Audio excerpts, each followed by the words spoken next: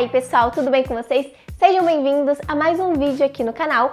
Eu sou Yari Yoriko e esse vídeo aqui é uma continuação da nossa playlist sobre o método de atuação do Konstantin Stanislavski. E nós já estamos no 7º capítulo! Tô super feliz por isso.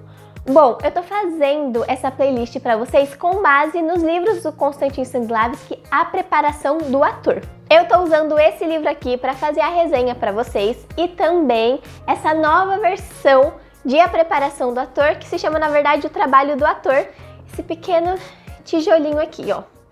Hoje eu ainda vou ler com vocês com a versão mais antiga, tá bom?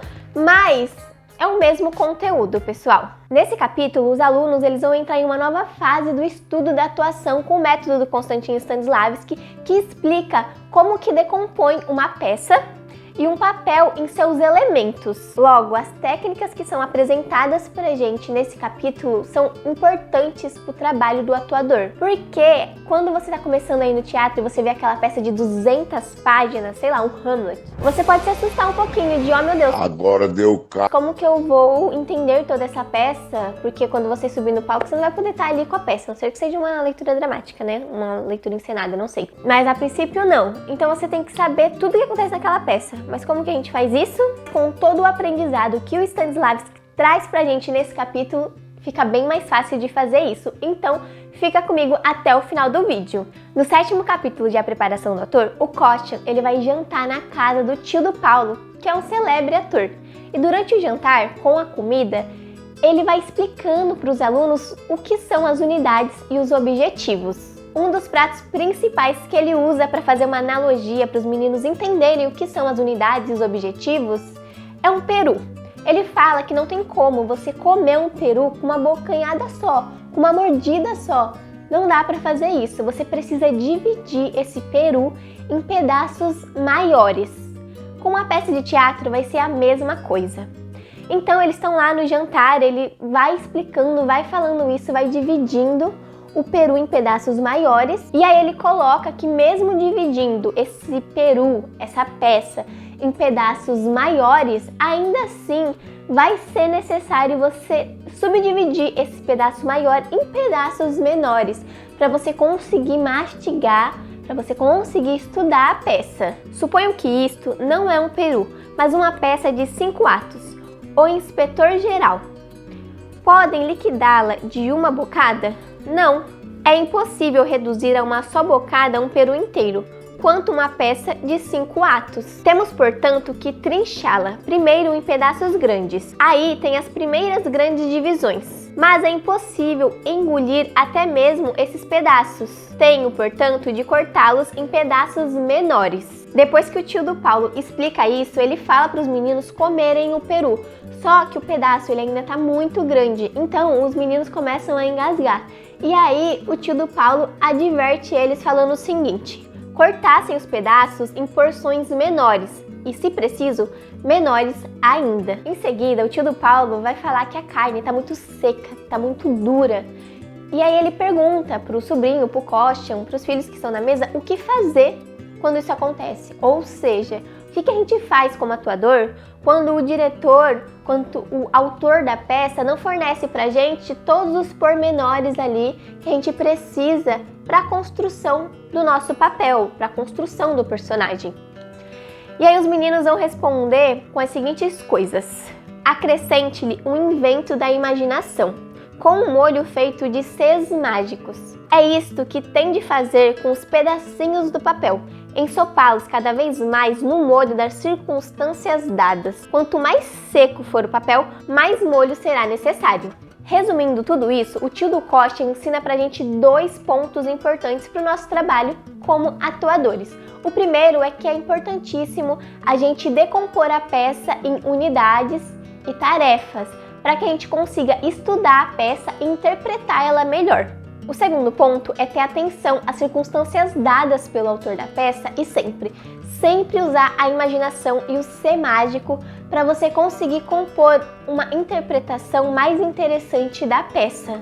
Depois do jantar, o Kostya vai para casa, mas ele sai da casa do tio do Paulo transtornado, maluco com tudo que ele aprendeu sobre unidades e objetivos. Ele vai pensando ao longo do caminho sobre o que ele aprendeu, com relação aos cortes, às unidades, ele vai fragmentando tudo que ele está fazendo para colocar em prática ali o que ele aprendeu. Só que ele faz isso de uma forma tão metódica que ele chega a uma quantidade de 217 unidades só da casa do tio do Paulo até a casa dele. Então, ele leva isso para o próximo dia de aula para conversar sobre as unidades e objetivos com o diretor, o nosso Tordzov/Stanislavski. Então, o segundo dia de aula vai ser uma continuação do que eles estavam aprendendo lá na casa do tio do Paulo. E o Tordzov, ele vai começar explicando que, para definir a quantidade das unidades, é necessário entender quais são as unidades importantes e qual é o objetivo principal.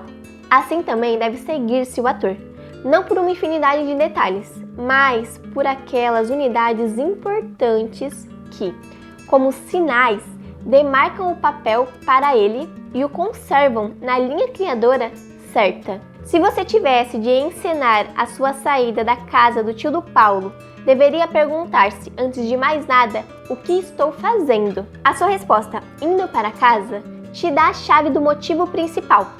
Mas, no caminho, houve paradas, você ficou imóvel a certa altura e fez alguma outra coisa. Portanto, olhar a vitrine da livraria é uma unidade independente. Depois, prosseguiu, você voltou à unidade inicial. No final dessa explicação, o Kostyan ele vai ter um total de 4 unidades, ao invés das 217 que ele encontrou do caminho da casa do tio do Paulo até a casa dele. E aí, o Tordzov vai colocar assim, reunidas as 4 unidades, criam um grande objetivo, ir para casa. Suponhamos que você esteja encenando o primeiro trecho. Está indo para casa e anda, sem fazer nenhuma outra coisa. Ou então, o segundo, ficar de frente à livraria. Você apenas fica e fica. Para o terceiro, você se lava e para o quarto, deita-se e fica deitado. Fazendo assim, a sua atuação será monótona. O seu diretor insistirá por um desenvolvimento mais detalhado de cada pedaço. Assim, você terá de decompor cada unidade em pedaços menores e de reproduzi-los clara e minuciosamente. Gente, só nesse pequeno trecho aqui, o Stanislavski ele ensina tanta coisa importante para o nosso trabalho como atuadores. Primeiro ponto, cultivar a cena. A gente tem uma mania de fazer tudo correndo quando tá no palco, tudo correndo quando tá na frente da câmera, independentemente se é teatro ou audiovisual. A gente faz correndo, a gente precisa entender que existe o tempo da atuação. Existe o tempo da atuação, existe o tempo para as coisas acontecerem. E a gente precisa sempre cultivar esse tempo, cultivar a ação. O seu personagem não se movimenta como você, não é a mesma pessoa, então você precisa estudar o corpo do seu personagem, você precisa criar a partitura corporal dele para você conseguir dilatar mais a cena, para você conseguir fazer as coisas com mais clareza sobre aquele personagem, de forma esmiuçada, assim, as ações dele. E outro ponto que ele coloca aqui pra gente é sobre a criação dos objetivos para cada cena. Tudo que você faz tem um objetivo. Como ele colocou aqui, um objetivo maior do Kostyan é ir para casa. Eu quero ir embora. Mas existem micros objetivos, objetivos menores das ações de cada cena do que você está fazendo ali. É muito importante definir esses objetivos. Lembra, gente, ação interior. O nosso corpo reverbera emoção do que a gente está sentindo por dentro, ação interior. Então você precisa saber qual que é o objetivo de cada cena que você vai interpretar. Uma coisa é certa, pessoal, se a gente não tem esse cuidado em criar o nosso personagem, em pensar na cena, se atentar a esses detalhes, vai ficar uma atuação chata, vai ficar uma atuação monótona, vai ficar uma atuação desinteressante. E a gente não quer isso. Então, sempre que você for aí preparar o seu papel, lembra desses 3 pontos que vai fazer a diferença. Presta muita atenção agora, porque uma coisa que vai te ajudar a separar as unidades da peça é o fator ativante, que é simplesmente quando acontece uma mudança nos acontecimentos. Calma que eu vou explicar. Por exemplo, vamos supor que tem uma jovem de 23 anos, que ela tá na faculdade e ela tá conversando com um rapaz que é o primeiro dia de aula dele. Eles estão ali conversando, só que ela recebe uma ligação. Ela atende o telefone e aquela chamada faz com que ela fale tchau pro rapaz e vá fazer outra coisa. Ou seja, toda vez que tiver um fator que altere o ciclo da ação que está acontecendo ali numa linha e te faça fazer outra coisa, isso é um fator ativante. A gente leu um pouquinho antes aqui que o Costian, ele tinha um objetivo principal, que era ir para casa. Só que acontecia dele parar, olhar a vitrine da livraria, né? Acontecia coisas durante esse caminho, durante essa ação, que o Stanislavski colocou aqui pra gente como unidade independente. Então, acontece essas pequenas unidades de coisas durante o ciclo ali do acontecimento que faz com que a gente mude o que a gente está fazendo. E isso é o fator ativante. Tentei ser aqui o mais didática possível com relação ao fator ativante, mas ele é um pouquinho confuso. Você pega ele assim, o jeito dele de entender ele na prática. Você vai lendo assim a peça e você vai vendo que existem coisas que mudam assim. Tá na mesma cena, mas muda. E isso é o fator ativante. Eu posso fazer tipo uma live lendo uma peça com vocês pra gente ir anotando esse fator ativante. Mas só se vocês colocarem muito like aqui nesse vídeo, hein? O papel e a peça não podem permanecer em pedaços. Uma estátua quebrada ou um quadro estraçalhado não é uma obra de arte, por mais belas que sejam as suas partes. É só na preparação do papel que usamos unidades pequenas. Durante a criação, propriamente, elas se fundem em unidades maiores. Quanto maiores forem as divisões e menores o seu número, quanto menos coisas vocês tiverem para cuidar, mais fácil lhes há de ser o manejo do papel interior. Aí, esse livro aqui, ó, ele vai resumir isso de uma forma muito legal, que vai ficar assim, bem mais claro. Resumindo, é fácil para os atores dominarem partes grandes, que foram bem planejadas. Cortes assim, que são estabelecidos durante a duração da peça, funcionam para nós como um canal navegável que nos indica o caminho certo a ser seguido e nos conduz pelos perigosos baixos recifes e sequências complexas da peça, nos quais poderíamos nos perder com facilidade. Ou seja, a gente faz essa fragmentação da peça para a gente conseguir entender ela e planejar o nosso papel e todas as ações que a gente vai executar ali naquela montagem. Só que conforme você for estudando e você vai entendendo a peça, você vai juntando tudo de novo, como se até nunca tivesse existido essa fragmentação, entendeu? Mas o que vai ficar dessa fragmentação, desse estudo que você fez? Uma linha de entendimentos e de acontecimentos que você criou para você conseguir navegar durante essa peça, como ele coloca aqui, né? Fica o nosso canal navegável. Você não saiu, hein? Fica o nosso canal navegável. Infelizmente, muitos atores sobrevivem sem isso. Eles não sabem como dessecar e examinar uma peça e, portanto, são forçados a lidar com uma grande quantidade de cortes vazios e fragmentados. Existem tantos deles que o ator fica atrapalhado e perde completamente o sentido do todo. Não tomem esses atores como exemplo. Não dividam a peça de forma desnecessária. E na representação, não usem cortes pequenos. Apenas sigam o canal navegável através dos cortes grandes que foram devidamente trabalhados e trazidos à vida com todas as suas partes constituintes. Agora eu vou ler um pedacinho aqui para vocês, que é assim um ouro dessa página, tá na página 148 da versão nova do livro. Porque ele vai explicar pra gente como colocar essa técnica mesmo em prática da divisão das unidades. A técnica de divisão de cortes é bastante simples. Basta perguntar a si mesmo qual é a coisa mais essencial na peça. E em seguida, começar a lembrar as etapas principais, sem entrar em detalhes. Vamos dizer que estamos fazendo o inspetor geral. Qual é a coisa mais indispensável nesta peça? E só acrescentando uma coisa, nessas perguntas que ele coloca pra gente, para guiar a gente nessa divisão dos cortes e das tarefas, é lembrar do fator ativante. Ele ajuda muito a gente a entender a peça e ajuda a gente a fazer esses cortes. Então, gente, não esquece do fator ativante. Mas também não vai ser igual o Costian, tá bom? Que a cada passo falava que era uma unidade. No terceiro dia de aula, o Tortzov vai ensinar que a divisão das unidades sempre tem um propósito. Logo, ele vai explicar sobre os objetivos da peça. A divisão de uma peça em unidades, para estudar sua estrutura, tem um propósito, explicou hoje o diretor. Existe uma grande razão interior, muito mais importante. No cerne de cada unidade há um objetivo criador. Cada objetivo é parte orgânica da unidade, ou em outros termos, ele cria a unidade que o rodeia. É tão impossível injetar numa peça objetivos estranhos como lhe pôr unidades que não tenham relação com ela, porque os objetivos devem formar uma cadeia lógica e coerente.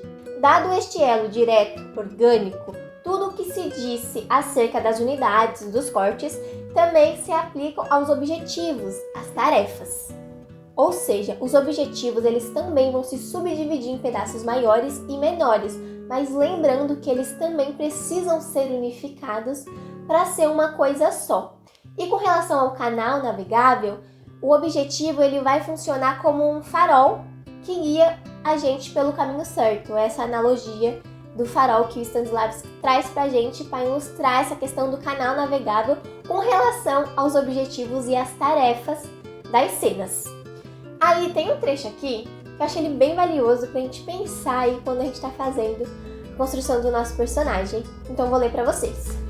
O erro cometido pela maioria dos atores é o de pensar no resultado em vez de pensar na ação que o deve preparar.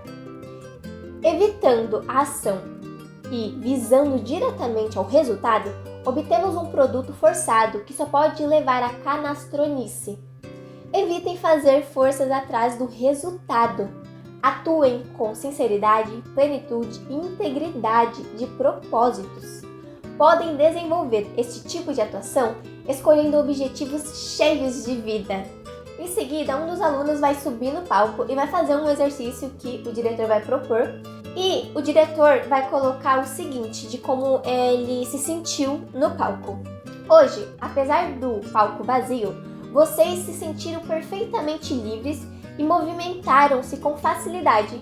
O que os ajudou nisso? Vou ler. Objetivos interiores ativos, dissemos eu e Paulo. Sim, concordou o diretor.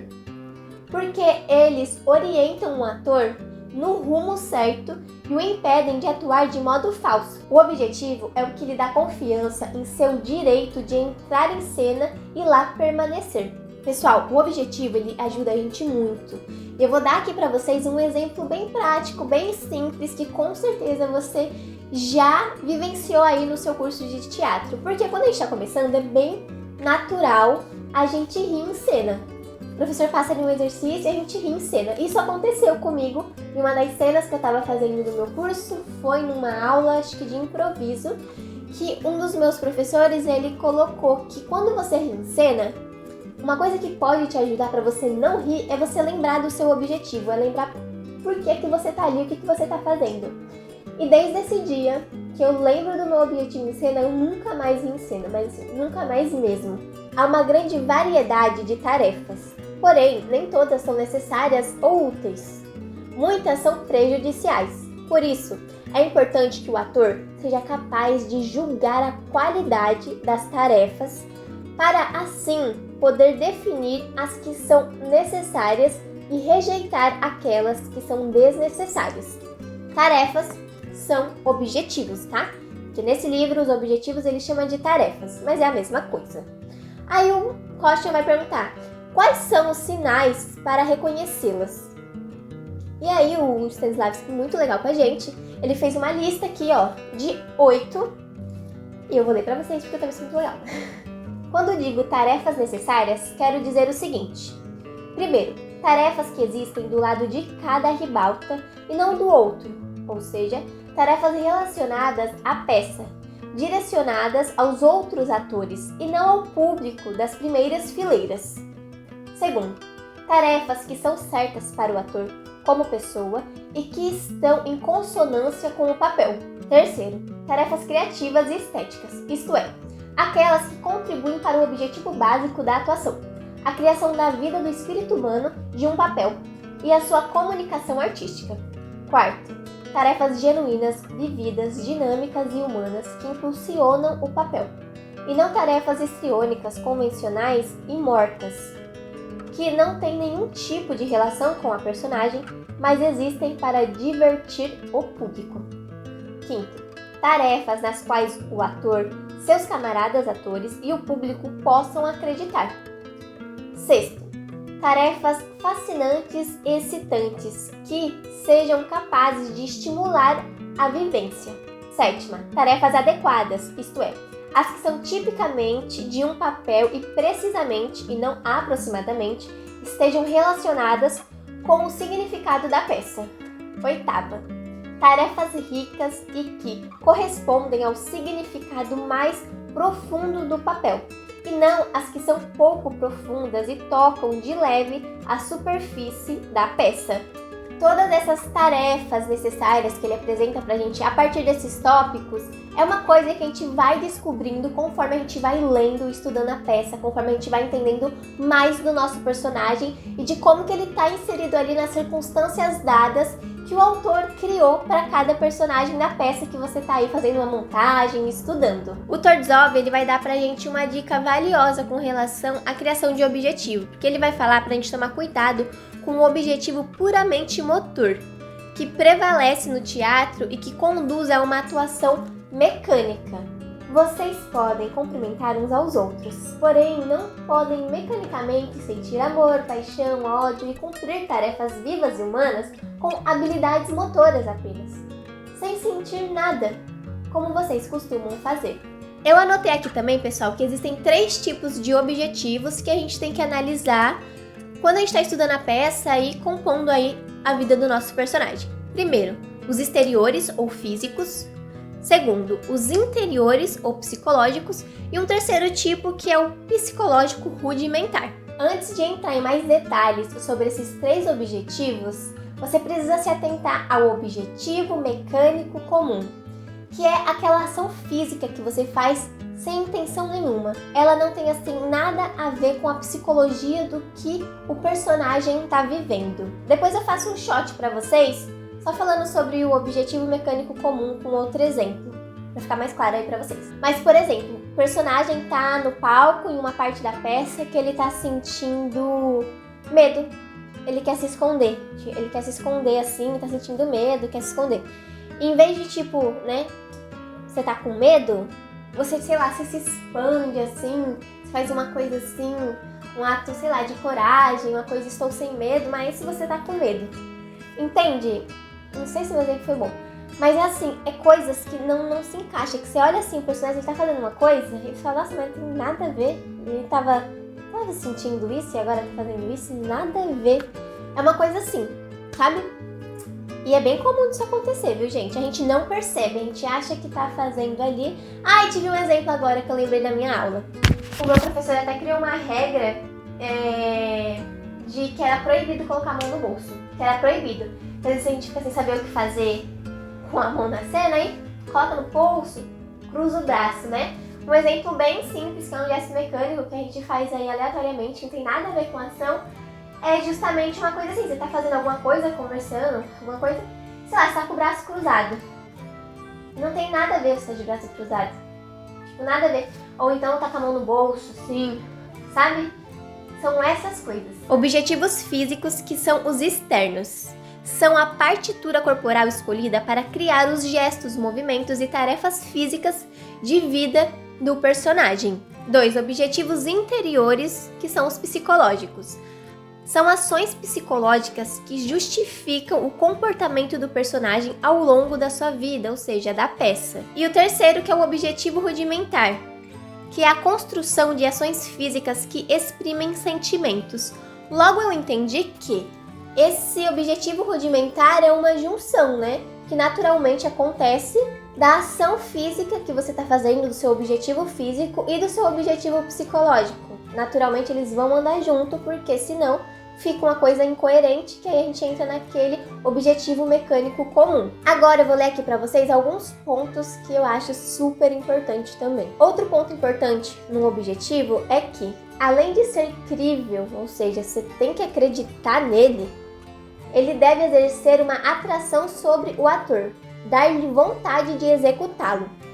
Esse magnetismo é um desafio à sua vontade criadora. Os objetivos que contêm essas qualidades necessárias nós chamamos de objetivos criadores. É difícil selecioná-los. Os ensaios se realizam principalmente com a função de encontrar os objetivos certos. conseguir controlá-los e viver com eles. Não falta no ensaio não, viu? Não falta não.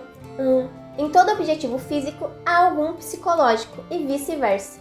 É impossível separá-los.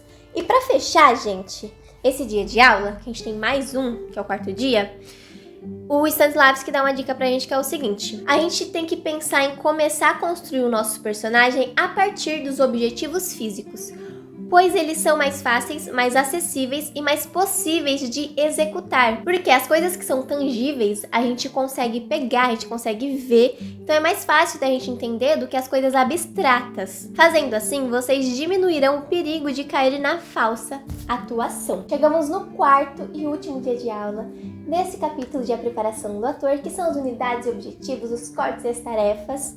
E nesse dia de aula, os alunos eles vão perguntar para o diretor como extrair um objetivo de uma unidade de trabalho, e o diretor vai falar que é muito simples fazer isso.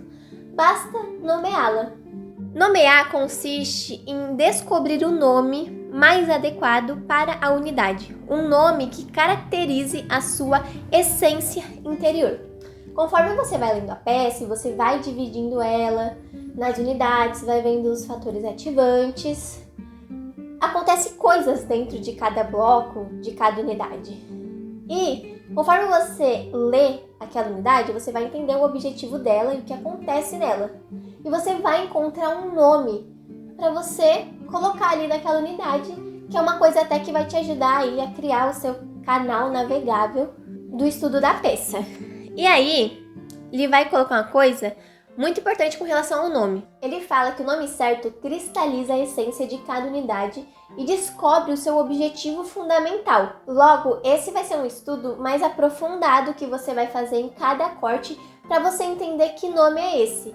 E aí, ele também fala que o objetivo, ele deve trazer dentro de si uma semente da ação. E que não é qualquer nome que serve, não é qualquer nome que você vai escolher que vai servir. Tem que ser um nome fácil, um nome que aproxima, um nome que é essencial sobre o que está acontecendo naquela cena e que principalmente tenha um ímpeto da ação plena. E não é qualquer palavra que você vai colocar ali que vai gerar uma ação. E é por isso que ele recomenda que a gente use verbos para estabelecer os nomes das unidades. Todo verbo vai te impor uma ação. Levantar é uma ação, sentar é outra ação.